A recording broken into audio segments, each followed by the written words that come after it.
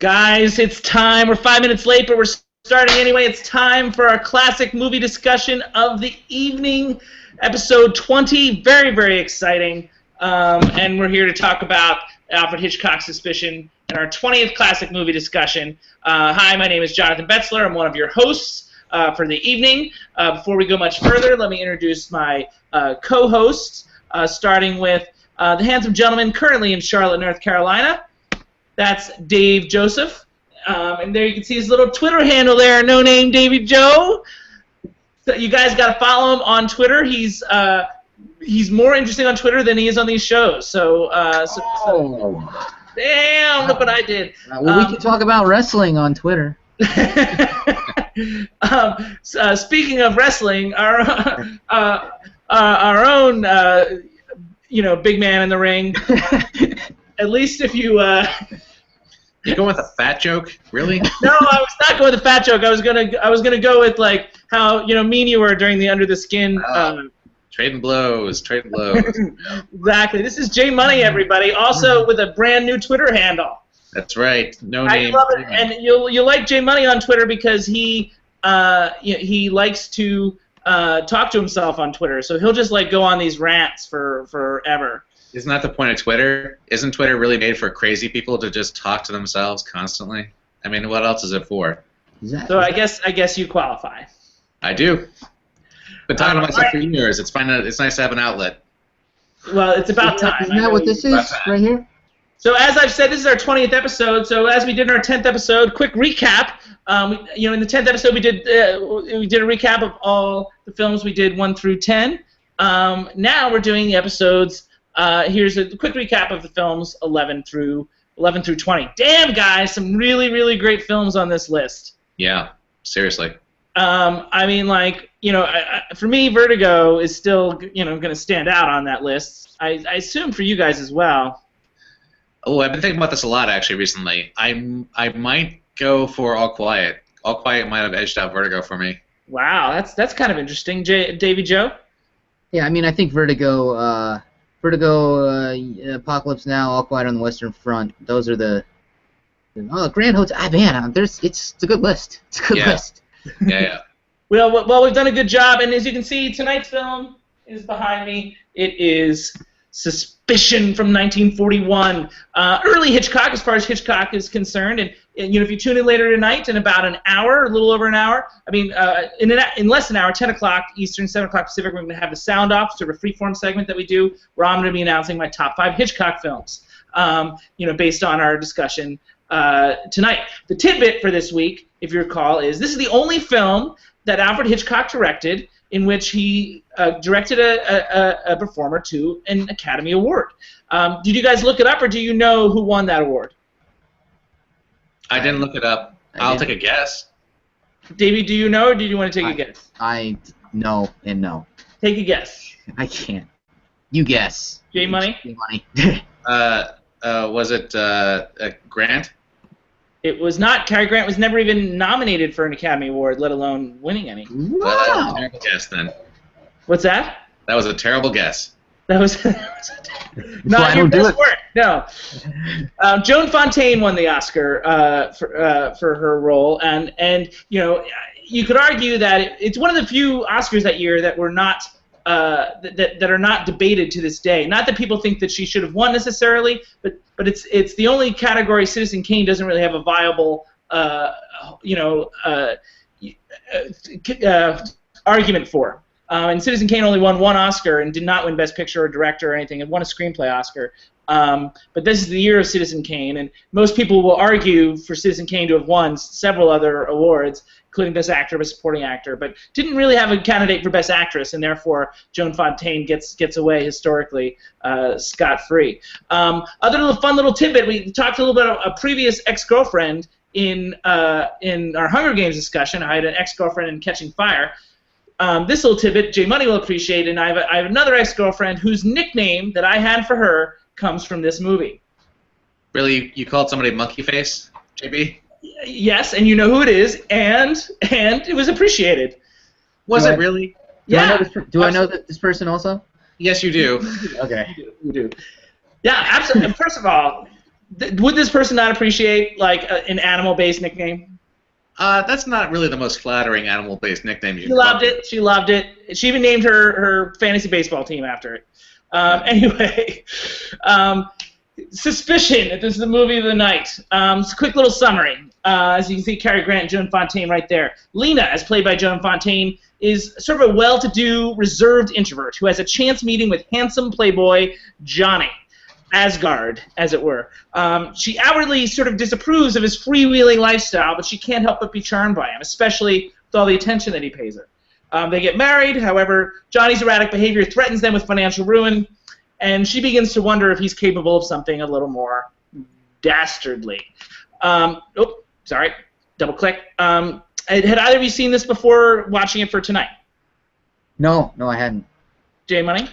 No, I hadn't either. Okay, well, let's go with Davey first. Davey, what you think? I really liked it. I liked it a lot. I'll tell you what, it can overcome the ending. We're gonna have no spoilers. But it's a classic movie, so I think we're okay for spoilers. We're going to talk about the ending in depth, so let's save it right there. But I liked it very much. J Money? Okay. I like it. I liked it a fair amount, but I think that I like it on two different levels. On one hand, I like it because I recognize a lot of great Hitchcockian moments in it, and on the other hand, I like it because I feel like it's incredibly ridiculous. So those are two things that sort of don't necessarily ridiculous from a campy point of view, or ridiculous from geeky and all those. I mean, yes, I think that saying it's campy is probably unfair because obviously. Yeah, no, I agree. I was just trying to get to the bottom of what you were saying. Now, actually, I just want to say that I've had 2 screenings of this film over the last few years. One in September here in actually it was in New Jersey, and one screening in LA in 2012, I want to say. And the screenings had very opposite reactions, but both sort of are in line with what J Money was saying in a way. I would phrase it slightly differently. The first group in the LA group in 2012, was really affected by the Hitchcockian tight, taut storytelling. There's great storytelling at work, and they were affected by that. They were always engaged, always interested. The picture moved, especially for an older film, moved briskly, yes. And they were very engaged by it. The second group felt really frustrated with the heavy-handed nature of this thing. They felt Hitch maybe tipped his cap, tipped his hand once too often, and I think some things like it's not Scrabble to them. I forget what they actually call it. Maybe you guys have seen more recently. You remember, but the letters game that looks like Scrabble. Right. Things like that. And I mean, and maybe having a novelist, a murder novelist friend was a little too comfy. Some of those things were a little too easy. Narratively speaking, for the second group, and so they had some issues with that. I kind of like J Money. I think I kind of agree with both those statements, and yet, like the movie in spite of it. I mean, for me, the direction and the quality of the storytelling prevails. So what do you guys? I mean, Davey, Joe, what do you think about those comments or those screenings? It's interesting to me that you would get 2 groups of people that would have such divergent views on it. Divergent. Yes. Episode 5, we reviewed Insurgent. Check it out now. Was that a YA movie? It was. Did we talk about any other YA movies like tonight? Yeah, earlier tonight, The Hunger Games. Okay. Mockingjay Part 2. Anyway, so yeah. First of all, the movie it's directed in a way that is it's amazing. This movie is an hour and 50 minutes long. I swear it's like a sitcom. It flies, this movie. The dialogue just keeps it moving. The story, it pulls you in. It's Hitchcock Hitchcock.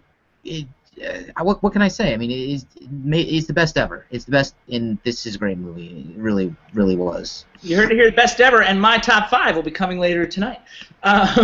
So let's talk a little bit about.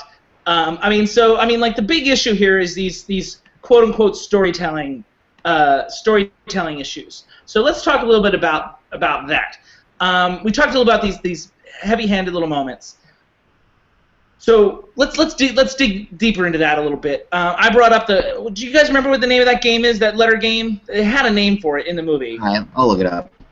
I mean, I guess it's irrelevant, but it looks like Scrabble to us.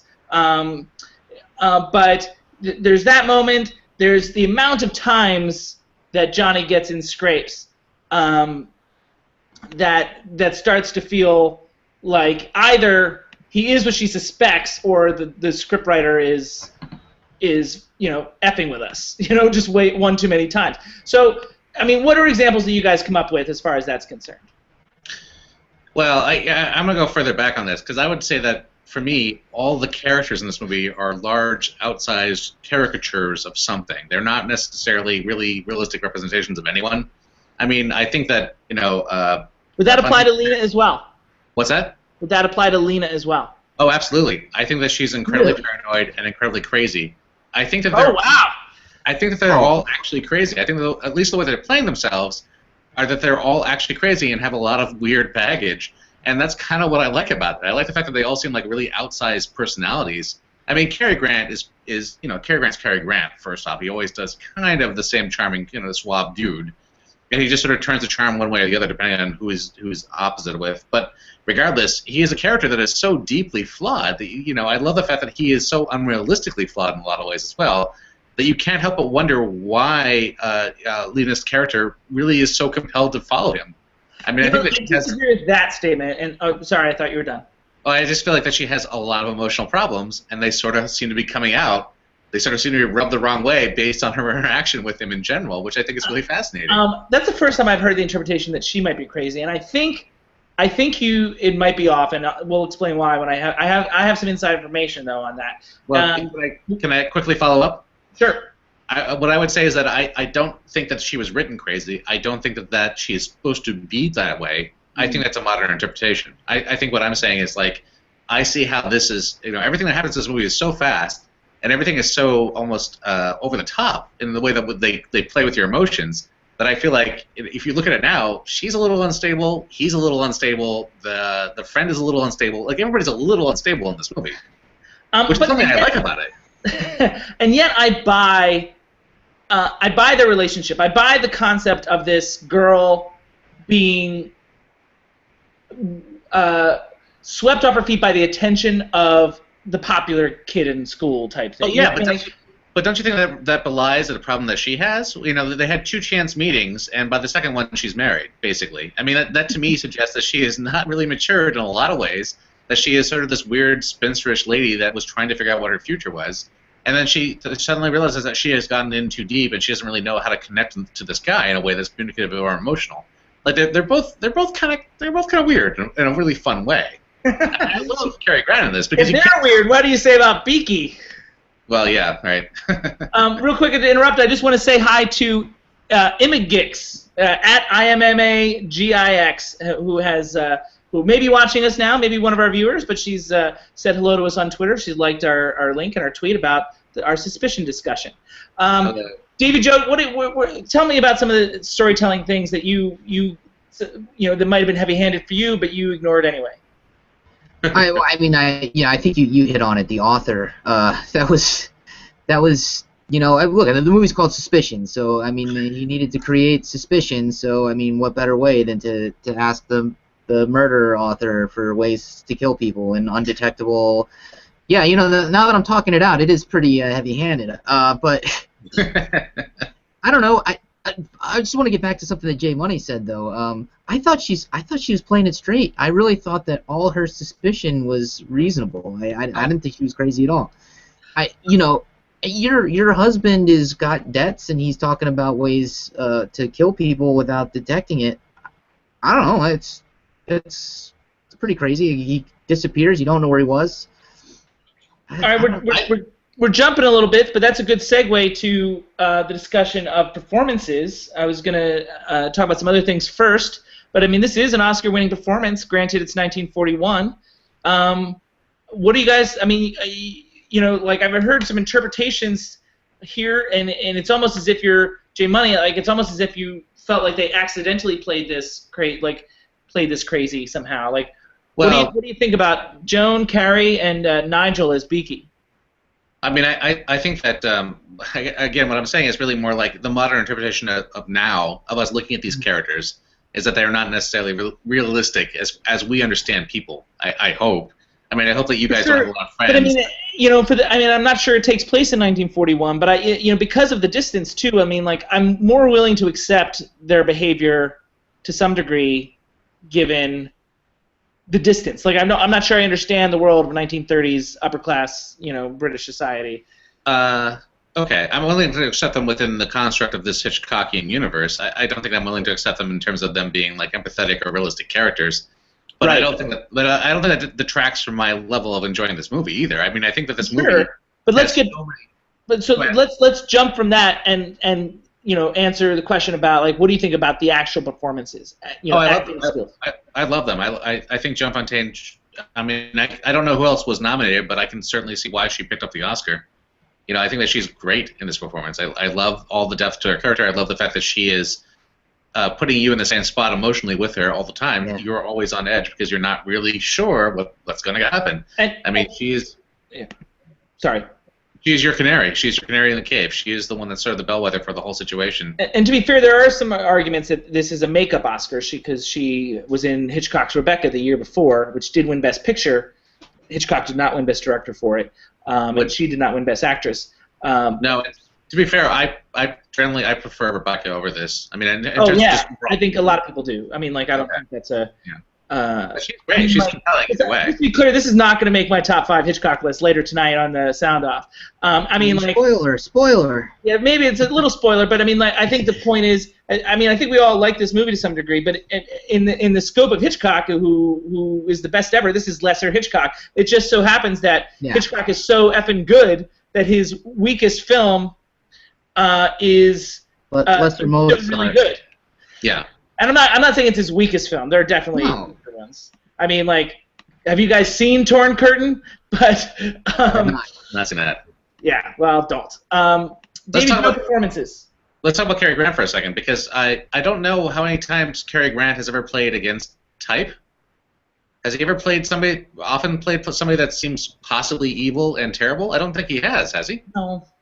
I mean, but, in fairness, a lot of people at the time didn't. They had their fans, and they had their fans for a reason. Many of them were afraid to break out. John Wayne is another example, who was always afraid up until The Searchers in 1956 to really mess with his formula. Yeah. That's why you really got to give credit to the career that Bogart had. Jumping around the good and the evil line back and forth the way that he did. He took a lot of risks, and why I admire him a lot. But I mean, like, Cary Grant was having success doing what he was doing. I mean, you can make the same argument for Jimmy Stewart up until he got involved with Hitchcock, that he was doing a lot of the same things. Sure, absolutely. But David Joe, I didn't get to hear what you said about performances. I thought the performances were great, and Cary Grant. That's a really good point.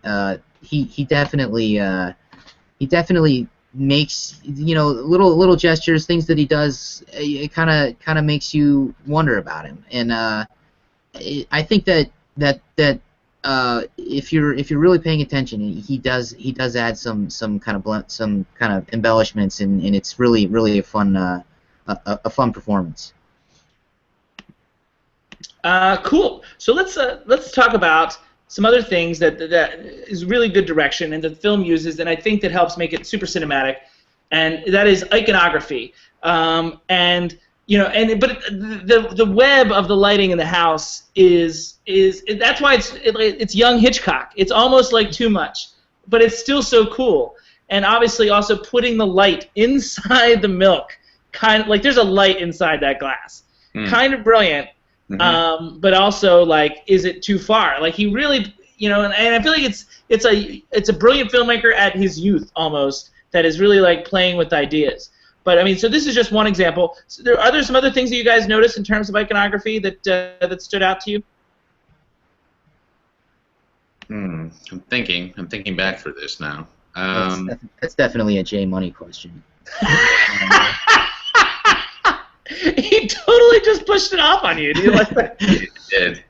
That's so not fair. I'm thinking because I saw it about a week and a half ago, and it's been clouded by other things. I think the painting is a good example of something like Hitchcock attaching meaning to an object, Sure. that weaves its way throughout the film. I will say there was something that occurred to me as well. They fall in love in a car, and then they almost end their relationship in a car, and I thought that was that was kind of an interesting parody. I don't know if that's really so intentional, but either way, I thought that was kind of fun. But I think it all comes down to things you're saying, JB. I think there's a lot of heavy-handed sort of textures in this, and I guess I would say, like, in some ways, it's like Hitchcock was making a spook house. He was making like a sort of a haunted house for everybody. Like he was saying, look this way, look this way. I'm misdirecting you in a way that's really over the top, but also because I'm having fun with you. And in a way that he would perfect, later on down the line. Obviously, he and Ford both had these like periods of like creative genius. Like for Hitchcock, it's like between 1954 and 1963. Like he released, maybe 6 of the 50 greatest films of all time, and Ford between 1939 and 1943 had a very similar, period of just like creative awesomeness. So that was the timer. So real quick, let me just talk to you guys about the ending. Yeah. You wanted to talk about it, and unfortunately, and this is sort of like part of the legacy of Suspicion. It was a tacked-on ending, and Hitchcock wanting different endings is not uncommon, and we'll talk a little bit more about that in the top 5. But the original ending was right about here in the movie, if you guys can see this photo. Really? The concept was being, like, I don't know if you remember, at one point in the film, right before he brings up the milk, she writes a letter. Uh-huh. So, and what the letter states is something to the effect of, Johnny's trying to kill me. Yeah. And basically, she writes a letter and she seals it and leaves it out. He comes up, she drinks the milk, basically, like acknowledging her own demise, and then he takes the mail out and puts it in the post, sealing his own doom to some degree. Cut to black. Interesting. I might have liked that better. What's that? I might have liked that better. Oh, I definitely would have liked that better. It's dark and it's honest and not honest necessarily, but it's like if he's not, and the spoiler alert for those of you who haven't seen it, but it's an old movie, so that's where we take the spoiler alerts off. If he's not a killer, it's kind of disappointing. But with the way that they keep suggesting it, he comes so close to being a killer so often that if he's not, it's like, what's the point? So the fact that Hitchcock actually it was Selznick who Hitchcock was working for at the time that made him do this, this tacked-on ending where they wind up together. See, now, in that original ending, was the idea that he definitely was a killer? Because that ending leaves it open. Yeah, the idea was that he was. Oh, see, I like the idea that you don't actually know, because you don't necessarily see her die from the poison. No, you don't see her die, and you don't see... I think it's a strong suggestion that he is, okay, if they did it this way, but you don't see her die in the original ending, and you don't see her... and you don't see what happens to him. You just know that she outlays all her accusations in a letter. Uh-huh. She mails the letter, and he, like the twist being, he mails it himself, and right, steals his own doom as well. And the concept being she can't live without him, so she's willing to drink the milk, the poison in the milk, but she also knows that he's a terror on the loose, and she needs to put him in jail or worse. This is a still from the new ending, the current ending, the tacked-on ending, which is poorly executed. Here he looks like a crazy man, right? Like, so it's where the red herring goes too far in this ending.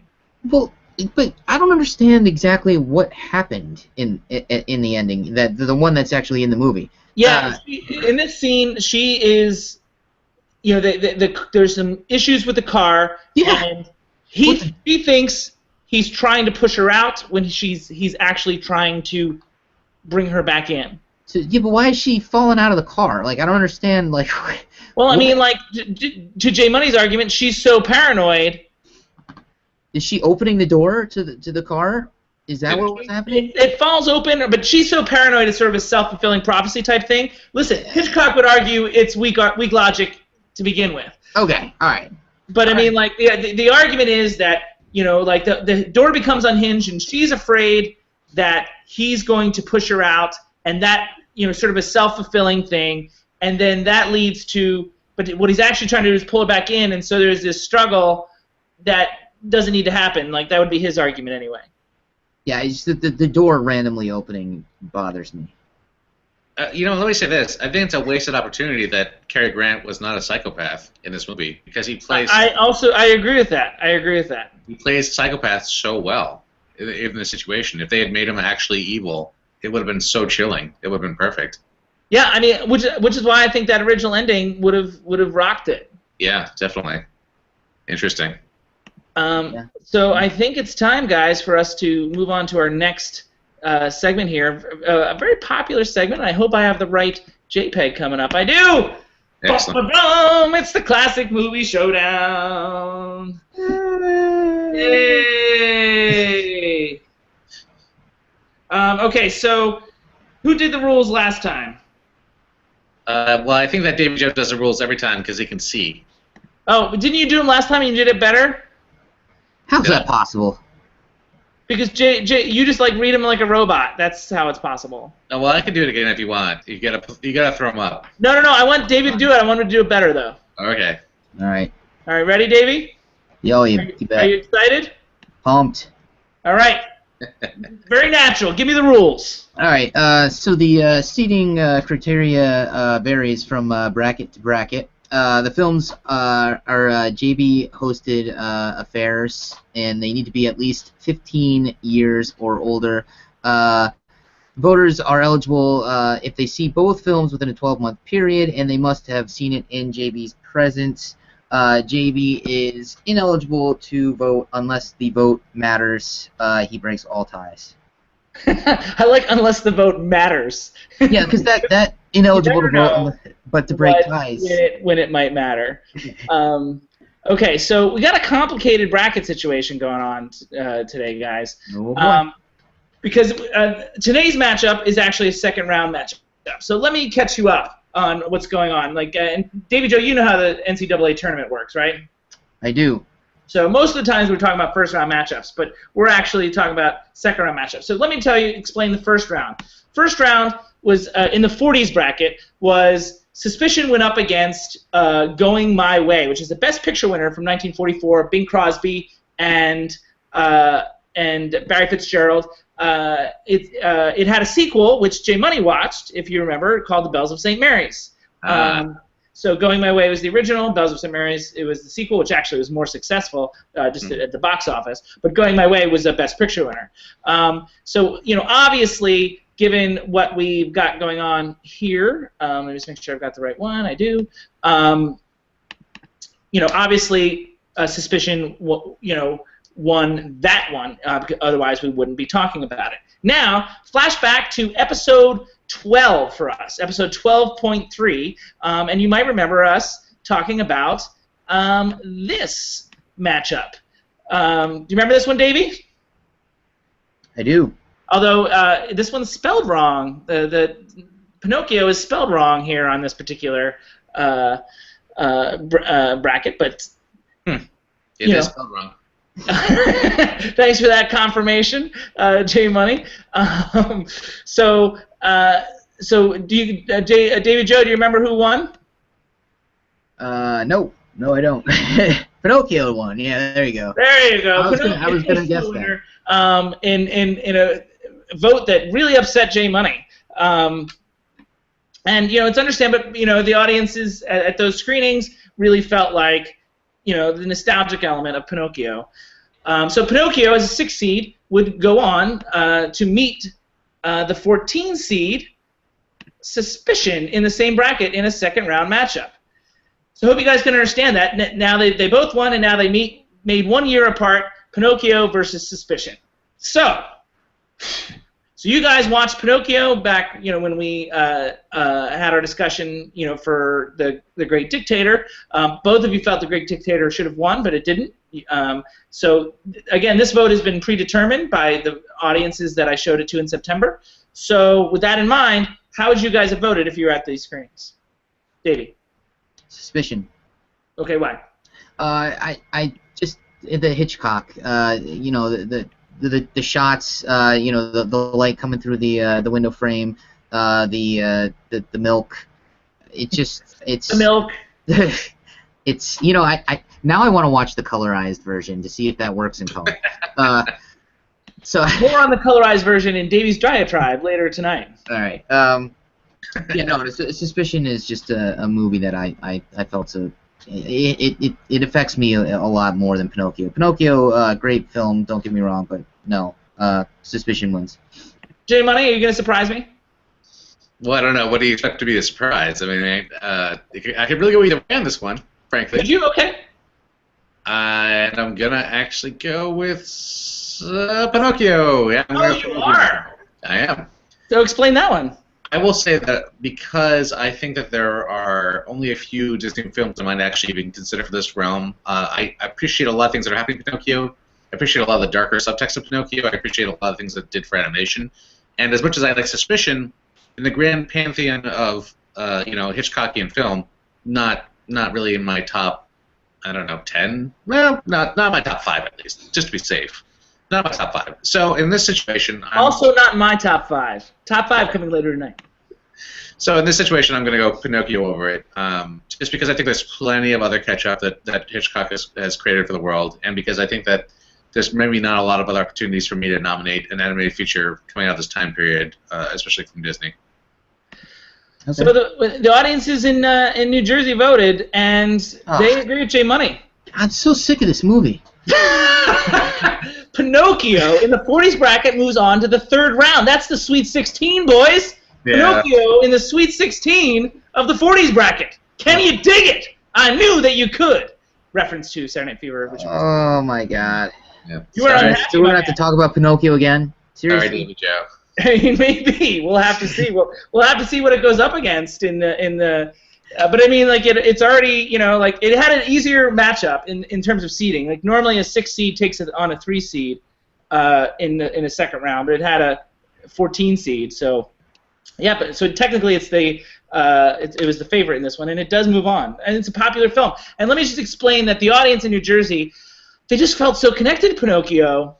As a part of their youth, and like it was hard for them to separate themselves from that. I mean, there was actual love of Pinocchio. There's appreciation of Suspicion, but there was love of Pinocchio, and that's that's a hard thing to beat. And there's other Disney films in the 40s bracket that are also advancing. So we might see this trend come up a couple times in voting. Well, can I just say that I never loved Pinocchio as a child? I mean, it always scared the hell out of me. So the reason I like it now is because it scared the hell out of me as a kid. I don't know. I don't think I'd have any kind of nostalgic love for it whatsoever.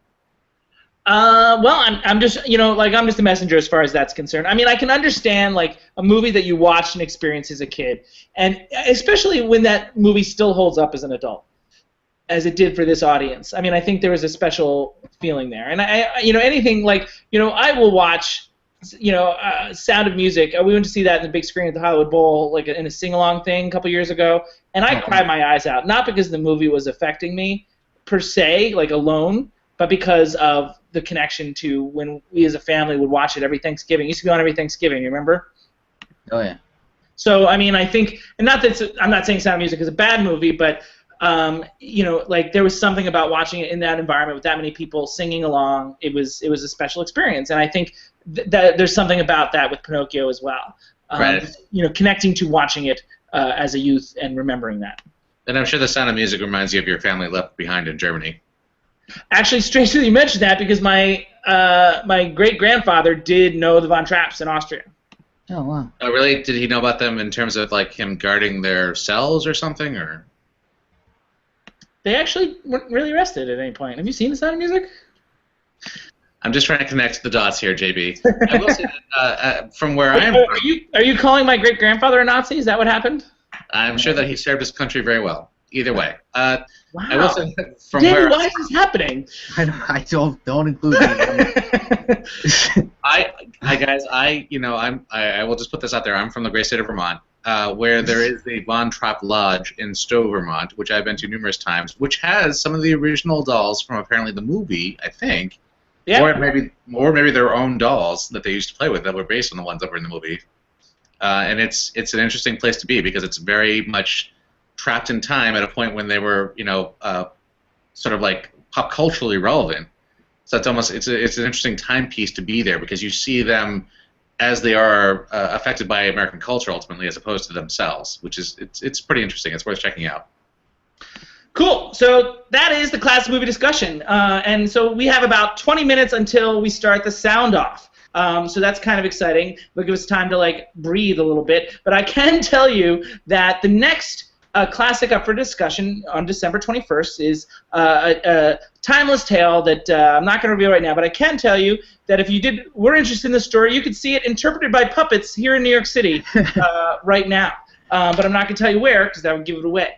But regardless, that's our classic for next time. Coming up right now is, or actually in 15-20 minutes, is our Sound Off, our freeform segment. Davey's going to say some stuff. J Money's got some interesting thoughts on a recent occurrence here in New York City that you might have read about, and also my top 5 Hitchcock films of all time.